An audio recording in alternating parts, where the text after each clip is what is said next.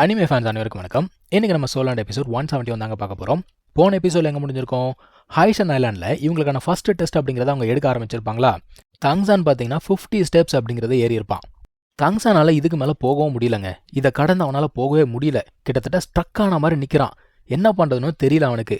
இப்போ கீழே இருக்கவங்கெல்லாம் பதறி போகிறாங்க. ஐயோ என்னடா இது அப்படிங்கிற மாதிரி பார்க்குறாங்க. ஒரு இன்ச்சு கூட இவனால் நகர முடியல. விட்டா அது தூக்கி அடிச்சிடும் போல தெரியுது. ரொம்ப கஷ்டப்பட்டு நின்றுட்டு இருக்கான்.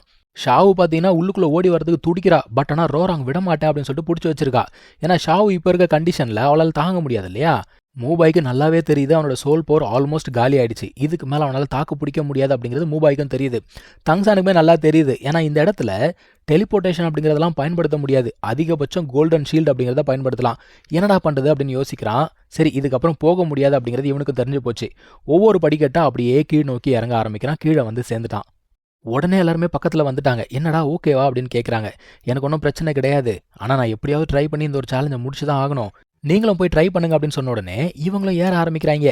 இப்போது மூபாய் கேட்குறான், ஆக்சுவலாக இது மேலே ஏறுறோம்ல, அந்த ஒரு ப்ரெஷரை சோல் பவர் அப்படிங்கிறத வச்சு இவங்களால் தாக்கு பிடிக்க முடியும். ஆனால் ஷாவு என்ன பண்ண முடியும்? அந்த கேள்வி கேட்டோடனே தங்சான் என்ன சொல்கிறான், வேறு வழியே கிடையாது, நான் தான் வந்து அவளை கூப்பிட்டு போகணும் அப்படிங்கிற மாதிரி சொல்கிறான். இப்போ இவன் 2 பேரையும் ப்ரொடெக்ட் பண்ணணும் அப்படின்னா இவனுக்கு எந்த அளவுக்கு சோல் பவர் காலி ஆகும்? அதுக்கு தங்சான் கிட்ட ஒரே ஒரு வழி தான் இருக்குது. அவன் வந்து முடிஞ்ச வரைக்கும் வேகமாக ஸ்ட்ராங் ஆகணும். அதான் மூபாய் கேட்குறான், உங்ககிட்ட ஏதாவது வழி இருக்கா அப்படின்னு கேட்குறான். அவன் என்ன சொல்கிறான், நம்ம மாஸ்டர் சொல்லியிருக்காரு, ஆக்சுவலாக ப்ரெஷர் அப்படிங்கிறது எந்த அளவுக்கு அதிகமாக இருக்கோ அந்த அளவுக்கு நம்மளுடைய பொட்டன்ஷியல் அப்படிங்கிறது வெளியில் வரும். ஸோ இங்கே இருக்க அந்த ஓஷன் காடோடைய லைட் அப்படிங்கிறது நமக்கு ஒரு உந்து சக்தியாக இருக்க போகுது, நம்மளை ஸ்ட்ராங் ஆக்க போகுது அப்படிங்கிறான். அந்த ஐலாண்டில் ஒரு லேடி மியூசிக் வாசிப்பா இல்லையா? அவள் வாசிக்கிற மியூசிக்கே பார்த்தீங்கன்னா ஒரு எனர்ஜி மாதிரி ஃபார்ம் ஆகி அந்த ஐலாண்ட் ஃபுல்லாக ஸ்ப்ரெட் ஆகுதுங்க. இன்னொரு பக்கத்தில் நம்ம ஷியாங், அவளுமே டெஸ்ட் எடுக்கிறதுக்காக தானே போயிருக்கா. அவள் வந்து பார்த்தீங்கன்னா தண்ணி கடியில் டெஸ்ட் எடுக்கணும். ஆக்சுவலாக இவளால் தண்ணி கடியில் 30 நிமிஷம் அப்படிங்கிறது இருக்க முடியும். இந்த டெஸ்ட்டை முடிக்கிறதுக்கு அவளுக்கு 1 மந்த் டைம் இருக்குது. பயபுல டெஸ்ட் எடுக்கும் அப்படின்னு பார்த்தா அங்கே இருக்க ஜெல்லி ஃபிஷ்ஷை பிடிச்சி விளையாடிக்கிட்டு இருக்கு ரேஸ்கல். இப்போ இவன் அந்த ஒரு பீஸ்டையுமே கண்டுபிடிச்சிட்டா. அந்த பீஸ்ட் பார்க்கறதுக்கு வந்து கொஞ்சம் அக்ரெசிவாக இருக்குது. இவனே யோசிக்கிறா, தண்ணியில் நமக்கு பெருசாக அட்வான்டேஜ் கிடையாது, ஸோ நேரடியாக போய் தாக்குறதெல்லாம் வேலைக்கு ஆகாது, மறந்திருந்து தாக்கலான்னு சொல்லிட்டு ஹிடன் வெப்பனை கையில் எடுக்கிறா. ஆனால் அந்த பீஸ்ட் இவ்வளோ பார்த்துருச்சு. இப்போ அந்த பீஸ்ட் என்ன பண்ணுது, இவ அட்டாக் பண்ணுறதுக்கு முன்னாடி அதை அட்டாக் பண்ண ஆரம்பிச்சிடுச்சு. இவளுமே டாச் பண்ணி போய்கிட்டே இருக்கா. அந்த ஹிடன் வெப்பன் அப்படிங்கிறத யூஸ் பண்ணி அடிக்கிறாங்க. அது அந்த பீஸ்ட் மேலே பட்டுடுச்சு போல. அது கதையை முடிச்சு விட்டலான்னு சொல்லிட்டு வேகமாக வரா. இன்னொரு பக்கத்தில் இவங்கெல்லாம் உட்காந்துக்கிட்டு இருக்காங்களா, மற்றவங்களாம் ஏறிக்கிட்டு இருக்காங்க. ஆக்சுவலாக எவ்வளோடா ஏறி இருக்காங்க அப்படின்னு பார்த்தா அதிகபட்சமாக 32 தான் ஏறி இருக்காங்க. நம்ம ஃபேட்டி வந்து 30ல் இருக்கான். ஃபேட்டியெல்லாம் சொல்லிட்டான், எப்பாடே என்னால் இதுக்கு மேலே முடியாது, 30 தான் என்னோட லிமிட்னு சொல்லிட்டு புலம்ப ஆரம்பிச்சிட்டான். இந்த பக்கம் பார்த்தா ரோராங்க போத்துன்னு விழுந்துருவாளா. உடனே ஆஸ்கர் என்ன பண்ணுறான், கீழே இறங்கி போய் சப்போர்ட் பண்ணுறாங்க. அவன் என்ன சொல்கிறா, என்னடா இந்த டெஸ்ட் இவ்வளோ கஷ்டமாக இருக்குது, என்னோட சீபோ வேம்பர் பக்கோடாலாம் யூஸ் பண்ணி கூட என்னால் ஏற முடியலையேங்கிறா. ஏன்னா இவன் இப்போ வரைக்கும் 20 தான் ஏறி இருக்கா. மற்றவங்களாச்சும் பார்த்தீங்கன்னா 108 ஸ்டெப்பு தான் ஏறணும். இவன் 136 ஸ்டெப்ஸ் ஏற வேண்டியிருக்கு. இப்போ ஜூஜிங் என்ன சொல்கிறா, டே அவசரப்படாதீங்க, முதல்ல சேஃப்டி தான் முக்கியம், ஸோ ரொம்ப புஷ் பண்ணாதீங்க அப்படின்றா. ஆனால் இவ்வளோ சொன்னால் கூட அவளுக்குமே கேள்வி என்னென்னா, எப்போ அந்த டெஸ்ட்டை முடிக்க போகிறோம் அப்படிங்கிற மாதிரி தான் அவளை முடிக்கிறா. இன்னொரு பக்கம் தங்சான் ப்ராக்டிஸ் பண்ணிட்டு இருக்கானா, அந்த வேர்வையை பிடித்து வச்சு இவ விளையாடிக்கிட்டு இருக்கா. ஆக்சுவலாக தங்சானுடைய அந்த கல்டிவேஷன் ஸ்பீடு வந்து பயங்கரமாக இன்க்ரீஸ் ஆயிருக்கு. அதாவது இதுக்கு முன்னாடி இருந்ததை விட இவன் ஸ்ட்ராங் ஆயிருக்கான் அப்படிங்கிறது இவனால் ஃபீல் பண்ண முடியுது. அந்த வாட்டர் ஃபாலில் அவன் ப்ராக்டிஸ் பண்ணால, கிட்டத்தட்ட அதே ஃபீலிங் தான் இவனுக்கு இப்போ இருக்குது. இப்போ இவனுக்கு ஒரே ஒரு பிரச்சனை தான், ஷாவு இருக்கால, அவளுடைய சோலை வெளியில் கூட்டிகிட்டு வந்து அவளுக்கு வந்து இங்கே என்ன நடக்குது அப்படிங்கிறத சொல்லணும். இவனுமே என்ன பண்ணுறான், ஷாவோட சோல் அப்படிங்கிறத சம்மன் பண்ணுறாங்க. அந்த சோலுமே வெளியில் வருது. ஸோ தங்சான் வந்து ஷாவு கிட்ட சொல்கிறான், நம்ம ஆல்ரெடி ஹைஷன் ஐலாண்டுக்கு வந்துட்டோம், கண்டிப்பாக இங்கே நடந்த எல்லாத்தையுமே நீ சென்ஸ் பண்ணியிருப்ப இல்லையா அப்படின்னு சொல்லிட்டு கேட்குறான். அவளுமே ஆமான்னு தலையாட்டிட்டு பயபுல என்ன தெரியுமா பண்ணுது, வேகமாக அந்த ஸ்டெப்ஸை நோக்கி ஓடுமா.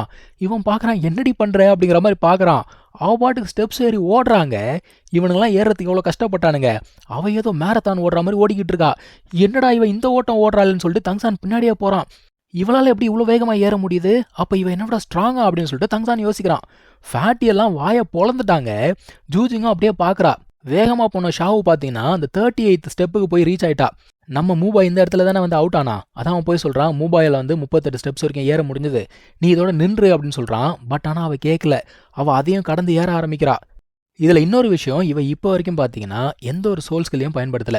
இவன் என்ன யோசிக்கிறான், அப்போ இவன் வந்து மூபாயோட ஸ்ட்ராங்கா அப்படின்னு சொல்லிட்டு யோசிக்கிறான். ஆக்சுவலாக இதுக்கெல்லாம் காரணம் என்னென்னா, இதுக்கு முன்னாடி ஒரு ஹர்ப் அப்படிங்கிறத இவன் அப்சர்வ் பண்ணால, அந்த ஹர்ப் வந்து பார்த்தீங்கன்னா ஒருத்தருடைய ஃபிசிக்கல் எபிலிட்டி அப்படிங்கிறத பயங்கரமாக இன்க்ரீஸ் பண்ணி கொடுக்குமா.